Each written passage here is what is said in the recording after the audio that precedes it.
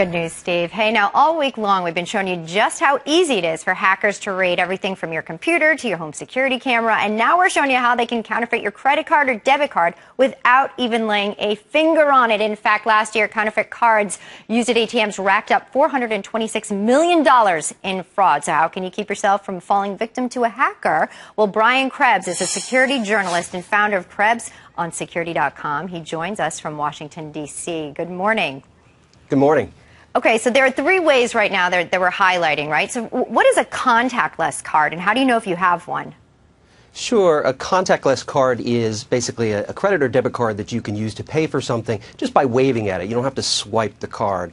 It may have a PaySafe logo on the back, but essentially it's something that you can use without having to swipe. You just wave it. And there have been some fraud attacks against these contactless cards, but I don't think we've seen them anywhere near the scale that we've seen with regular ATM skimmers. Do you have a choice if you have one of these contactless cards? Can you opt to not have it? That's a very good question. I think that depends on your bank, but you can certainly ask, you can certainly request that you don't, if you don't want one, to get one that doesn't have the wireless component in it. Okay, and Brian, tell me about the skimmers that people are using. Are they everywhere? Are they easy to get? Yeah, so no, they're not everywhere, thank God. they're not super easy to get. They're actually pretty expensive, and if you run into somebody who's selling one of these, chances are they're trying to rip you off. But essentially, a skimmer has got a couple of basic components, right? It's usually a piece of plastic, a little bezel that fits right over top of the card acceptance slot where you stick your card into the ATM, and it's got some electronics in it that are designed to steal the information that's stored on the magnetic stripe of the back of the card, right? That lets the bad guys take your card and make a new one. Oh.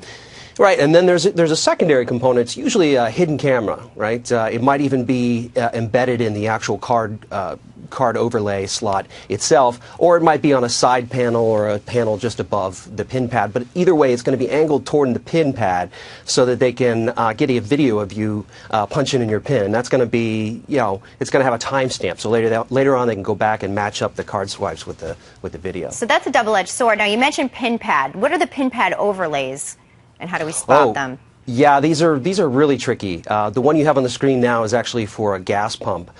Those are unless you really know what to look for, you're not going to be able to detect the gas pump skimmers.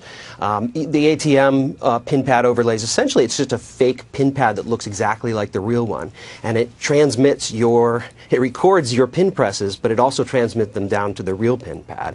And so the thieves just come back and take the fake pin overlay off, and they've got your pins. Oh, great! Now, so what's the difference? Then, if you have a credit card, you can look into it, and debit card, though, I mean, you're out of luck right away, right? Is there a difference? Yeah. So with a credit card, if you didn't make the charge, you're a victim of fraud, and you say, hey, I didn't make the charge, I won't take this off my bill. If you're an ATM skimmer victim, chances are you're going to be out some money. Some of your payments are going to bounce or something like that.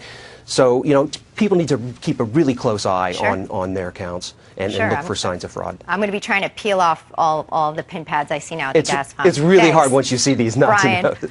Thank you so much for the info. We'll have good heads up now.